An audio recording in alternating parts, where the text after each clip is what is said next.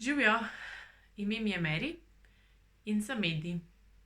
Danes vam želim predati pravzaprav sporočila, ki jih pošiljajo duše v teh novoletnih dneh o novoletnih zaobljubah.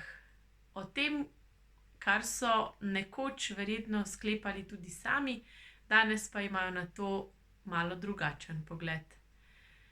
In v preteklem tednu, oziroma danes je sobota, v tem tednu sem imela 2 Zoom klepeta z dušami in imeli smo se fenomenalno, fantastično, predano je bilo mnogo sporočil. Tema pa je bila ravno ta: novo leto, silvestrska večerja, novoletne zaobljube, kaj si duše o tem mislijo. In danes sem se odločila res, da vam to, kar so duše povedale, predam še na tak način.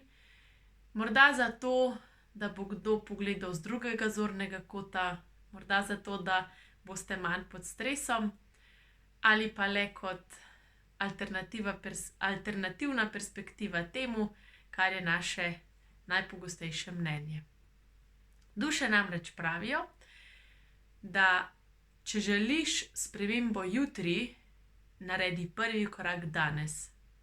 Ne glede na to, kater datum v letu je, katero leto je, kateri dan v tednu je. Ampak če čutiš potrebo po neki spremembi, željo po tem, da nekaj spremeniš, potem se za to odloči in naredi korak. Brez koraka ti odločitev ne pomaga. In zakaj bi prelagali ta prvi korak na jutri, na ponedeljek, po novem letu, s 1.1. Zakaj pa ne bi imeli enostavno novega leta kar 5. julija ali pa morda 10. oktobra? Kaj, ko bi imeli to novo leto, pravzaprav novo poglavje v našem življenju s tistim trenutkom, ko začnemo razmišljati o tem, da si želimo spremembo. In ta sprememba lahko pride, če se za to trdno odločimo in v tistem hipu, ko se trdno odločimo, naredimo tudi prvi korak. In duše pravijo, da je nesmiselno čakati na 1. januar, na ponedeljek, na 1. v mesecu in podobno. Zakaj?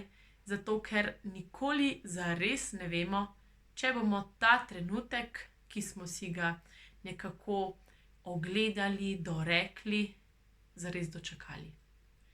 Da je pomembno, da smo vsak trenutek resnično pomirjeni s tem, kar počnemo, kako počnemo, kje počnemo in s kom počnemo. In da ni bistvo, da bomo lahko rekli konec leta: ja, letos sem pa izpolnila novoletno zaobljubo. Ali ne bi bilo boljše, da bi rekli enostavno: v tem in tem obdobju sem pa pri sebi uspela narediti spremembo, ki še vedno traja. Zaradi te spremembe se počutim boljše, več ljudi osrečim, glede na to, kakršnakoli sprememba to je. In si dali priznanje, da nam je uspelo.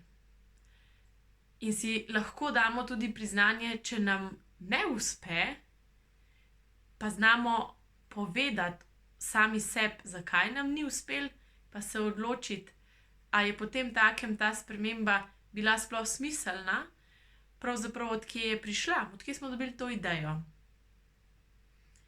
In duše pravijo: ne čakati.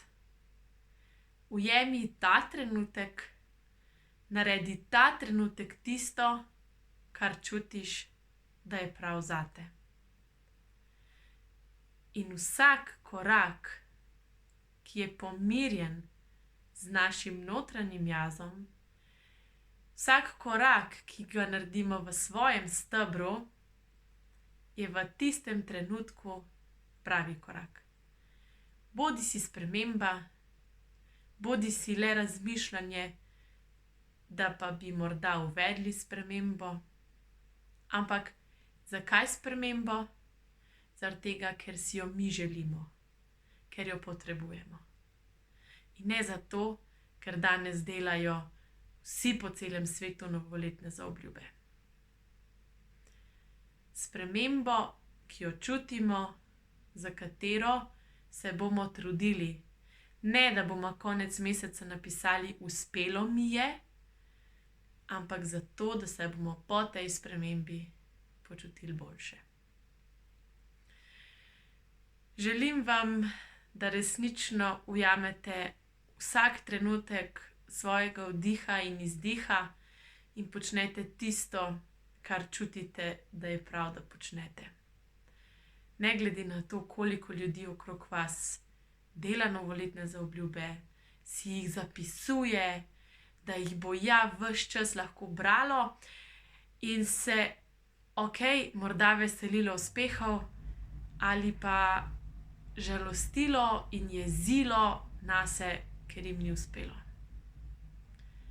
Bodite res v tem duhu, da so spremembe mogoče ne glede na letni čas, na uro, na datum, ampak glede na naše notranje stanje. In še sporočilo duš, ko jih vprašam, če imajo kakšne želje za to leto, pa pravijo, za nas ni sprememb v tem smislu, da bi zamenjali koledar na steni. In mi vam ne želimo nič posebnega v tem letu, kar vam nismo želeli že lansko leto. Vsak dan vam želimo obilo dobrega, predvsem pa notranjega miru, vodstva in pravijo dovoljenja za našo asistenco.